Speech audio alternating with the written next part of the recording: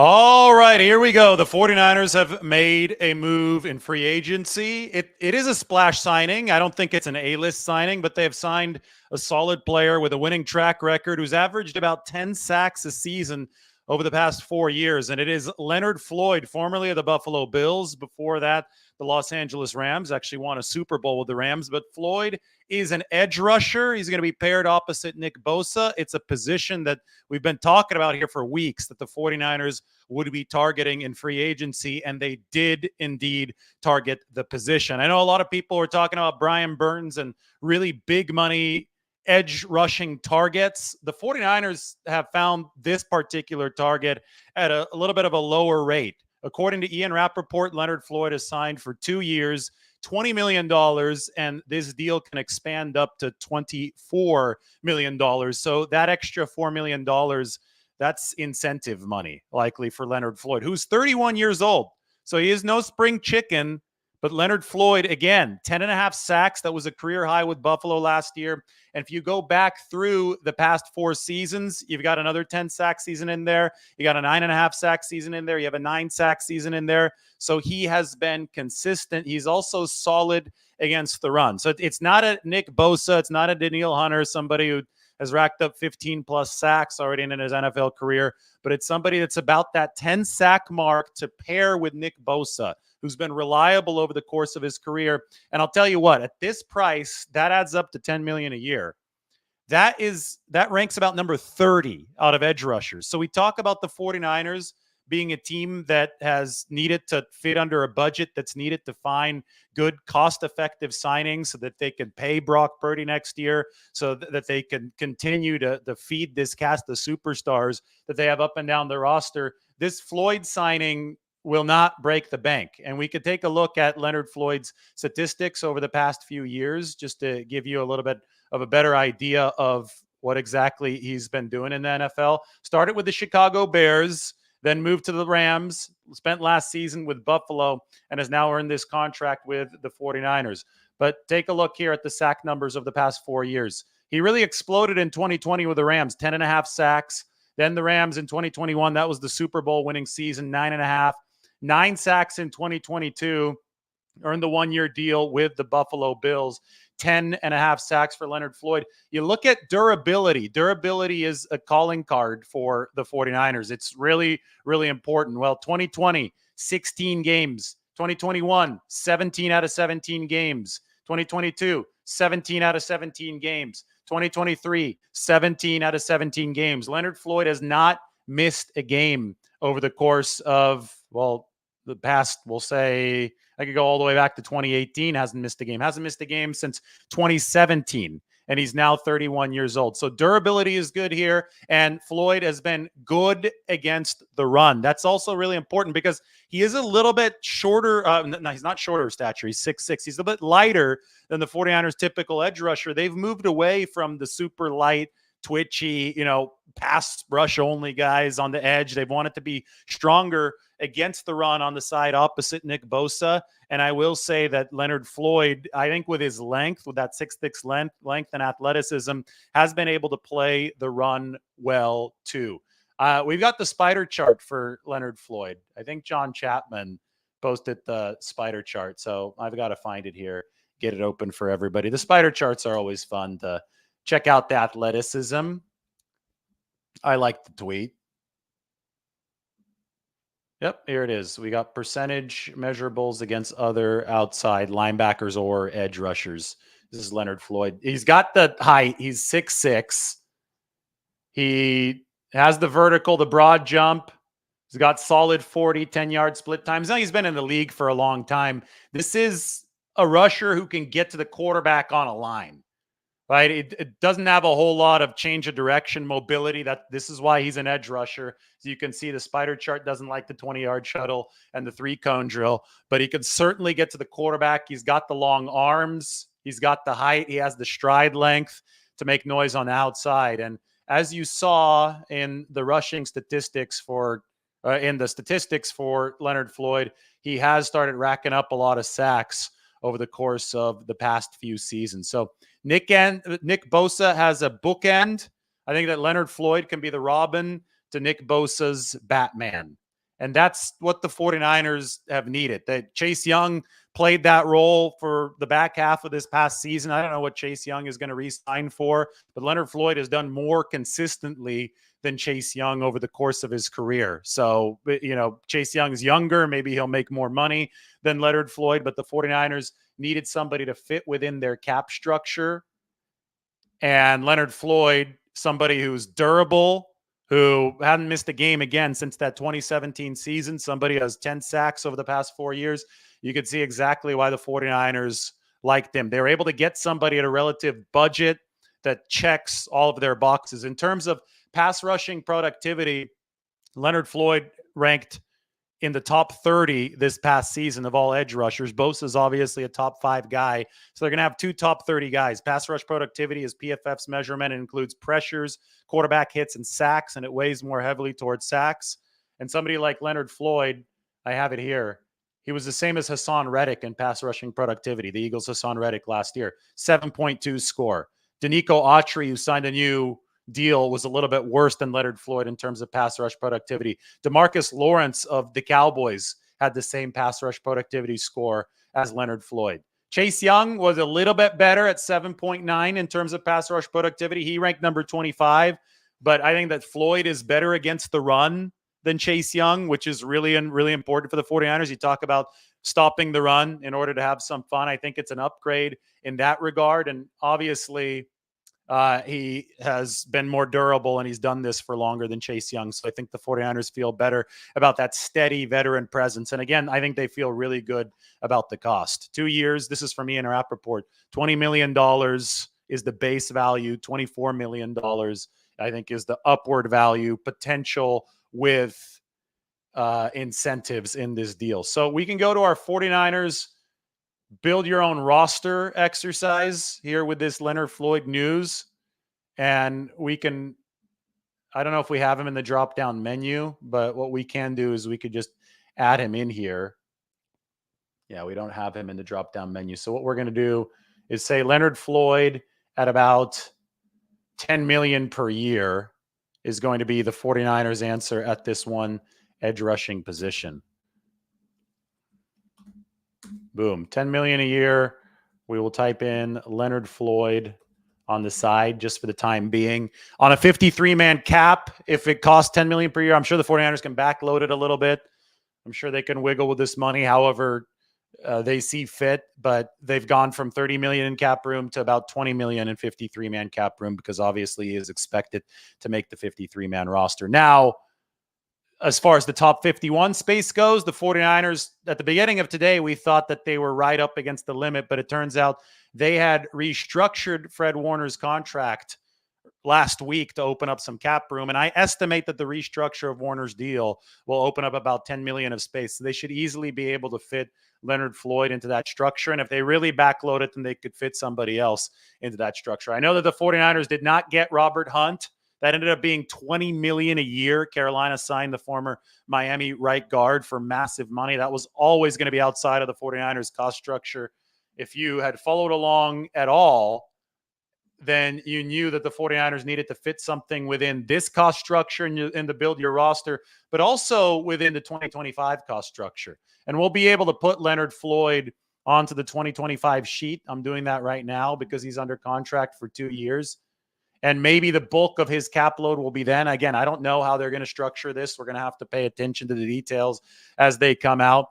But you've got to fit whatever the 49ers do in 2025 to fit Brock Purdy, right? That has to coexist. And that's the big picture that the 49ers are looking at. They reportedly plan to release Eric Armstead, but that's a dance that isn't officially settled at this point. The 49ers they've requested a pay cut. They've requested for Eric Armstead to take a pay cut so they can invest more in different positions here. And it is totally possible that Eric Armstead, after testing the market, if the 49ers allow him to do that, he's still under contract with the 49ers. I wouldn't rule out the possibility of a reunion with Eric Armstead. just like he never left. Something like what Darius Slay did last year with the Philadelphia Eagles. But again, we are in the fog of war as far as that goes. I don't think anybody outside the building knows much about how that's going with Eric Armstead. So just wait, hold tight. The 49ers are trying to construct an entire mosaic here. And the first big piece that they've netted in free agency is the edge rusher, Leonard Floyd. Mike points out that this doesn't necessarily take Chase Young out of the picture. And I would agree, because I think that you want edge rushing depth. This is not a $25 million a year signing. It's not a $30 million a year signing. It's 2 years for 20 to 24 million for Leonard Floyd. And that means that the 49ers could theoretically spend elsewhere. They do have to fortify the interior defensive line, though. They do need to figure out what they want to do at that position. I'll show you where Leonard Floyd fits on the 90-man depth chart for the 49ers. We'll slot him in right now. I've got Eric Armstead highlighted in orange because his position is very much in limbo right now, obviously trending toward that release. We reported that yesterday. Leonard Floyd is immediately going to take the opposite edge rushing spot in the first string from Nick Bosa. So Robert Beal Jr. is going to have to slide down the depth chart. Leonard Floyd is opposite Nick Bosa, and we'll put Robert Beal Jr. over on this side. As you can see, Drake Jackson is coming off of knee surgery, so he's shaded in pink as somebody who's coming off of an injury. The interior, though, is rather thin, especially if you consider that Eric Armstead is here highlighted in orange. The 49ers are going to need to spruce up the interior unless you want Kalia Davis starting in what would really just be his second season in the NFL since he redshirted that first year. So you've got Bosa and Floyd on the edges. I mean, the Rams won a Super Bowl with Leonard Floyd. They had a really good pass rush, and he's been rushing just as well as he was a couple years ago. Then you've got Hargrave, and we'll see who goes on the inside. We'll see if the 49ers do focus on Eric Armstead on the interior. I would fully expect the 49ers to try to address this position in this NFL draft if they can, not necessarily with their top pick, but maybe with their top pick. They've got 11 picks.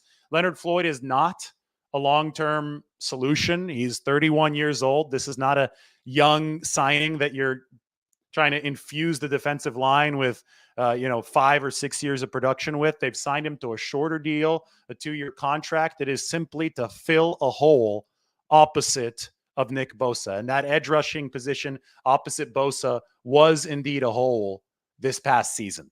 They had a trade for Chase Young.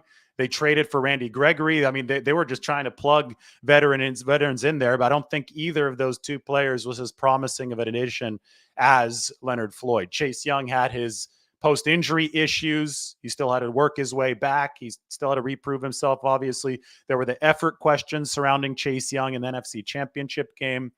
And Randy Gregory, I mean, he was coming off of a down year in Denver. He had some productive time in Dallas that earned him the big money with Denver. But, I don't think anybody denied that Randy Gregory was on the downslope of his career. They could still bring him back, but nobody ever thought that Randy Gregory was going to be some kind of massive splash addition for the 49ers. He was looked at as a really nice rotational piece at a very low cost for San Francisco. But to me, it seemed that they never quite were able to get that complementary edge for Nick Bosa that would be a surefire, consistent, down in, down out player. Obviously, Chase Young was the biggest swing at that. And the trade from Washington did yield some fruit. There was a decent pass rush productivity score there from Chase Young, but there was still some inconsistency there. And then there were the questions against the run that I don't think left the 49ers fully satisfied. I think they left them in a place of wanting a little bit more at the end of the season. And it's not like they rule out a potential reunion with Chase Young, but it would definitely have to happen at the right price. So they wanted to raise the floor of that bookending edge spot. And I think that's what Leonard Floyd does potentially bring the San Francisco 49ers. He's played both an outside linebacker in a 3-4, and he's played an edge rusher in a 4-3. 49ers are going to keep the 4-3 system. So you can expect Leonard Floyd to be in that edge rusher spot. He's played at 6'6", 240 before in his career. I think he might bulk up a little bit to be in that edge spot for the 49ers. But the good news is that he has played the run well. And I think that is important in Leonard Floyd's resume. Came out of Georgia. So when we look at the 49ers depth chart, I could put it back up here. You guys saw that I moved Robert Beal Jr. over here to the second string behind Nick Bosa. You got a couple of Georgia guys in that defensive line room, a couple of Georgia edge rushers. The youngster, Robert Beal Jr., is going to be entering his second year, and Leonard Floyd, who is obviously a Georgia product as well. The Georgia Bulldogs. So there you have it. Take a look there at the setup for the 49ers in the defensive line room. So Floyd out of Georgia, he was the 9th overall pick in 2016. Obviously with the Bears over those first years of his career, then with the Rams, then with the Bills, and now the 49ers will be his fourth team. A Super Bowl champion for the Rams in Super Bowl 56. That was the year that the Rams played the 49ers 3 times. Lost to them twice, but obviously defeated San Francisco in the NFC Championship game. I see here that Floyd, random stat, has got 2 defensive touchdowns in his career. Nick Bosa doesn't have a defensive touchdown yet. That's a fortunate NFL career as a defensive lineman. If you could score 2, just 1 defensive touchdown in your NFL career is impressive as a defensive lineman. If you could score 2, you're probably in the right place at the right time, but you must be doing something right to at least give yourself the opportunities to be in the right place at the right time twice. So Leonard Floyd signed with the Bills last year. Now he signs with the San Francisco 49ers. News first delivered by Ian Rappaport.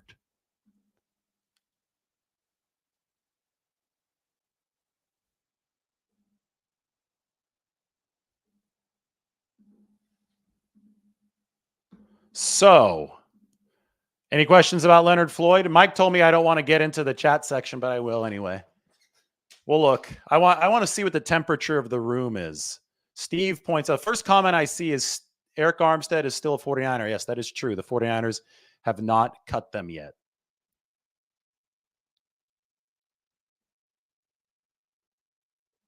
Mike says that people are overreacting in the chat. I don't really understand. Like, I haven't seen any of the chat. I don't understand what people would be overreacting to. The 49ers signed a player with a really solid track record to a deal that is very cost efficient. I mean, I don't think that you can argue facts and you could argue the truth.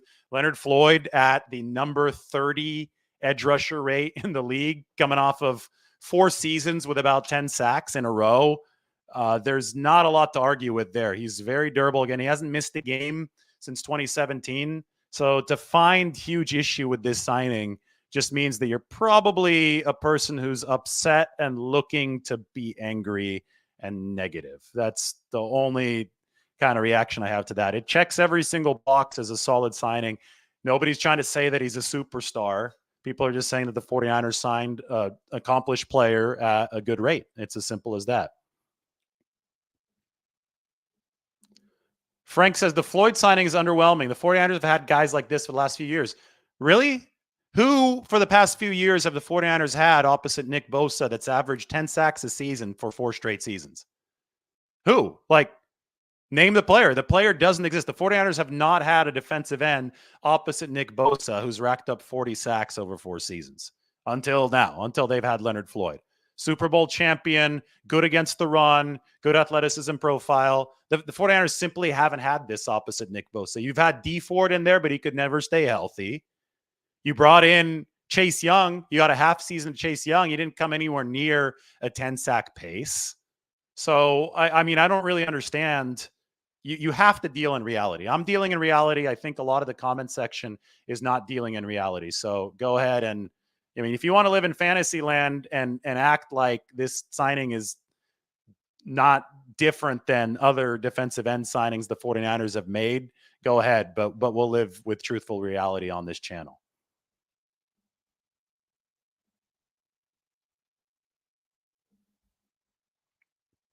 Somebody asked, does this mean that the 49ers don't re-sign Chase Young? I don't think it precludes that. I don't know what Chase Young's exact market is going to be.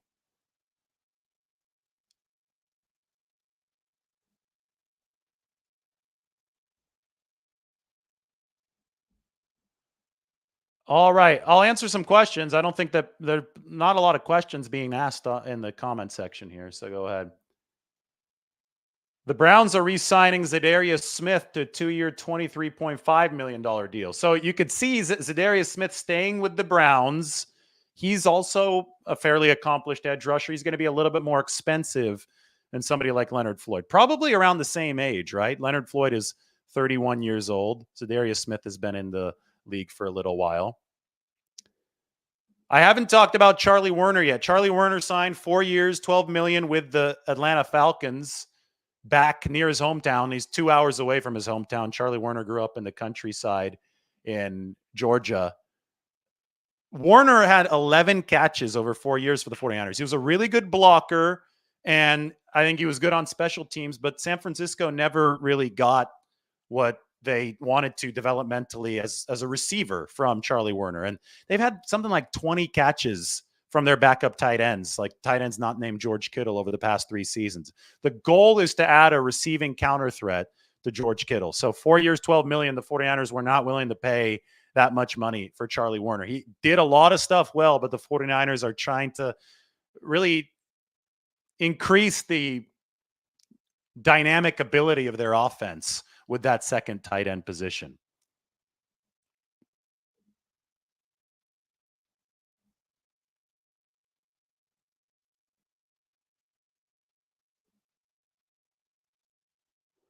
Khalil Mack is still a Los Angeles Charger. So is Joey Bosa.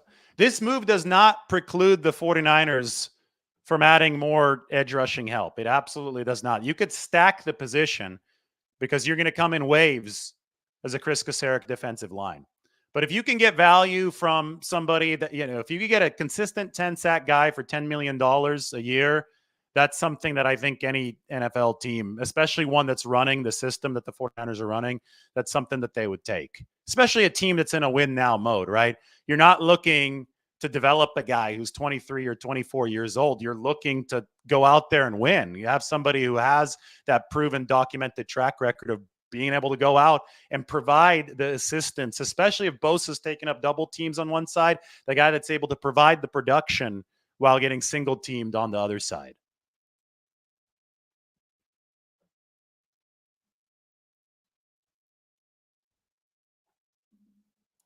Floyd is undoubtedly a solid player. I think the entire league will agree on that one.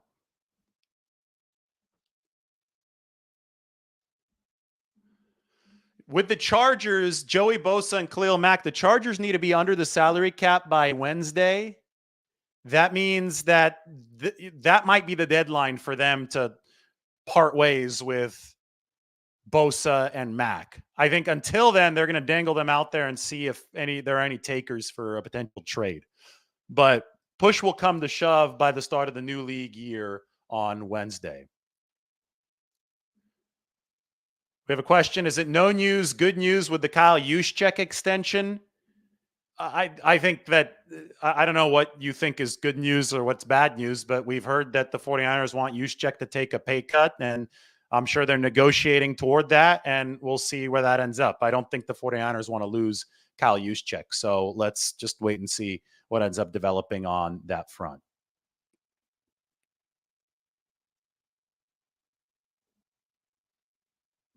Yeah, the 49ers needed to do is they needed to raise the floor in that edge rushing spot opposite Nick Bosa. That was the key. Raising the floor was the key. Leonard Floyd has not missed a game since 2017. Availability is the best availability. Floyd has that.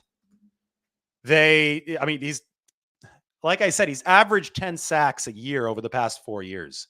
There's nothing that you could really argue with here as far as dependability goes, and the 49ers needed dependability more than anything. I'm going to put that on the screen right now. Leonard Floyd brings dependability. They needed dependability. That's exactly what the job opposite Nick Bosa calls for.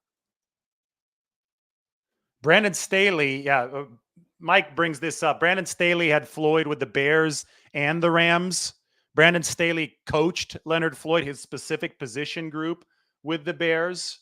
That was, I think, really, really important. Staley, obviously, is the 49ers' new assistant head coach, is going to be helping out with scheming the defense. So if Brandon Staley loves Leonard Floyd and he saw some excellent football from Floyd in Los Angeles, that's when Floyd really bloomed. And then the 49ers saw Floyd delivering even away from that LA scheme when he was with Buffalo this past year. I think Floyd is going to mesh really well with what the 49ers are doing. I mean, he's played in the 3-4, but he's got the skill set to deliver in the 4-3 as well. He has the numbers that suggest that he can deliver in any scheme. He's got the setup right now with Nick Bosa on the other side. The next step for the 49ers is to take that interior line and make sure that it's fortified, because Floyd and Bosa, they're going to help each other a lot. That's just a natural edge rushing dynamic. If Bosa's eating up double teams, then Floyd is going to have more runs at the passer. But if you don't have that interior fortified, then it's going to hurt both edge rushers. They're going to lose a lot of their platform to succeed. So either you bring back Eric Armstead, either that whole dramatic situation that started yesterday ends up with Armstead accepting a pay cut from the 49ers, or you find another defensive tackle that becomes available, maybe somebody like DJ Jones. I don't know. I'm just tossing names out there at this point. You have to find a way to replace Eric Armstead's presence, though, because when he has been healthy, he has been very good for the 49ers. You pair that with Javon Hargrave, and then you find more depth. You either cultivate the depth on the edges with youngsters like Drake Jackson and Robert Beal, or you make another signing. Maybe you can't rule out Chase Young yet, and you also have to cultivate interior depth. Guys like Kalia Davis, it's time for him to contribute to the 49ers. That's how you build a good defensive line, especially in this Chris Kacerek system. You have to come in waves. And one of the pieces that is very, very important for the 49ers was acquired today in Leonard Floyd. Not officially acquired today. The legal tampering window just opened, so the 49ers agreed to terms with Floyd. 2 years, 20 to 24 million. They're going to be able to consolidate on this, move forward on this by Wednesday when the new league year opens. That's when you can officially put pen to paper. But the guy brings dependability, has been solid against the run, and the 49ers hope he can be Robin to Bosa's Batman.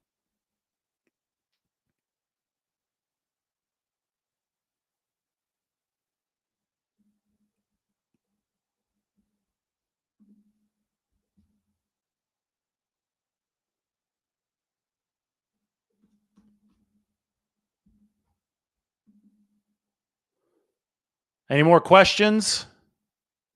We got questions about the Bosa brothers being together next season. I wouldn't rule it out, but Joey is still under contract with the Chargers.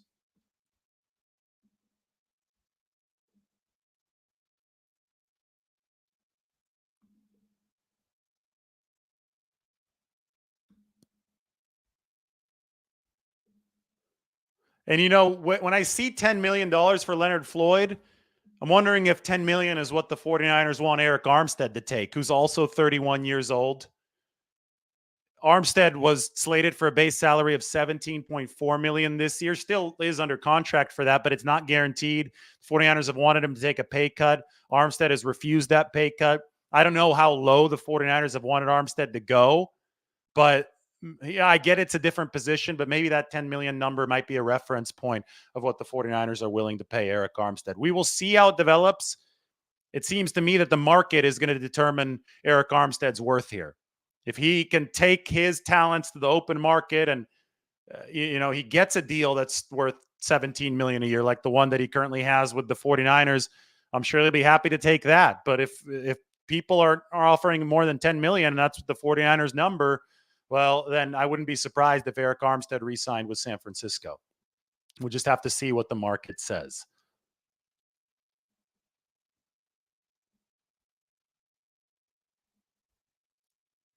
All right, 29 minutes in. That's pretty good. I think that we've talked about this enough. I'm going to be back with more. Just have to circle the wagons, get ready for some more 49ers signings. This might open the floodgates a little bit. They've got, about 60 players under contract now. We took a look at that when I opened the roster here. I think they are currently at 60. So 30 more spots to fill. The 49ers are certainly going to be busy over the course of the next few weeks. We're just about, 5-6 hours into free agency right now. So a lot a long way to go for the 49ers. They sign edge rusher Leonard Floyd, accomplished player, solid player. I don't think he's a superstar, but he's somebody that can get to the quarterback, and he could do so with a high floor. He could do so with dependability. And that's exactly what the San Francisco 49ers were looking for. They do find it at a decent price. So there you go. I am going to be headed off into, well, I can't say into the night, into the late afternoon here in the Central Time Zone. We'll talk to everybody soon. Thanks for watching. We'll see what the 49ers do next.